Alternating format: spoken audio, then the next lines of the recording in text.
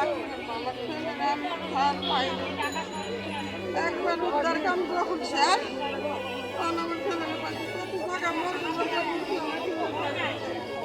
19 তারিখে যেদিন থেকে ভবন ভাঙছে তার 19 দিন পর আমার ছেলেকে পাইছে শেষ কাম। তখন আর উদ্ধার কাম নাই, আশা ছিল না আমার ছেলেরা পাস।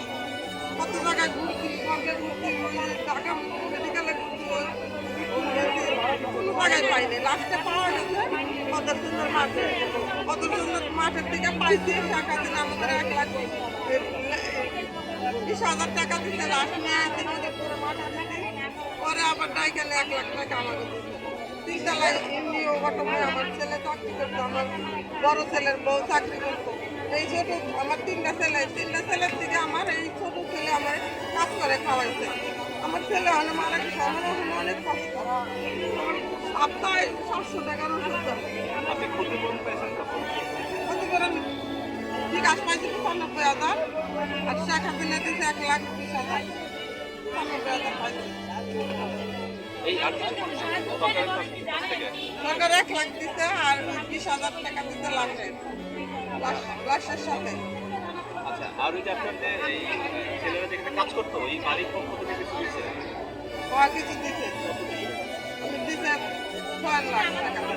6,00,000 টাকা দিয়ে আমি জায়গা নিচ্ছি, এখানে থাকি। কিন্তু একটা লোন খোলা থাকে আর এই মসজিদে।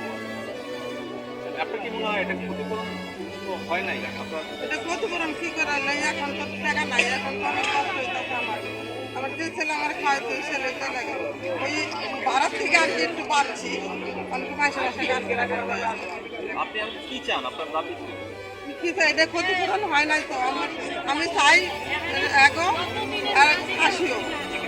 যাদের জন্য আমার ছেলের বউ মারা গেছে এগো ফাঁসি হোক, এগো দাবি আমাদের কাছে দাবি এটা। কিন্তু আমাদের এই ক্ষতিপূরণ হয় না। এই এখন আমি বাসায় কাজ করে রাখি, ওখানে কি আমার সম্ভব বাসায় কাজ করে খাওয়ার? আমি অনেক কষ্টতে আছে, এখন ওষুধ খাইতে পারি না। এই যে আমার ব্যাগের ভিতরে আমার ওষুধ আছে, অর্ধেক নিতে আর অর্ধেক থাকবে। আপনার নামটা আরেক কথা। আমার নামটা হাজারা খাতুন। হাজারা খাতুন, আপনি থাকেন কোথায়? এই যে মসজিদ বললাম না, একটু অল্প একটু জায়গা নিচে এক কিছু দিয়ে নিচে 6,00,000 টাকা নিচে আমি নিয়ে এখানে থাকতাম। আর আমার কাছে আর টাকা পয়সা নাই। এই পাইছে ফোন নাম্বারটা কি বলবেন? ফোন নাম্বারটা আমি একটু জানি।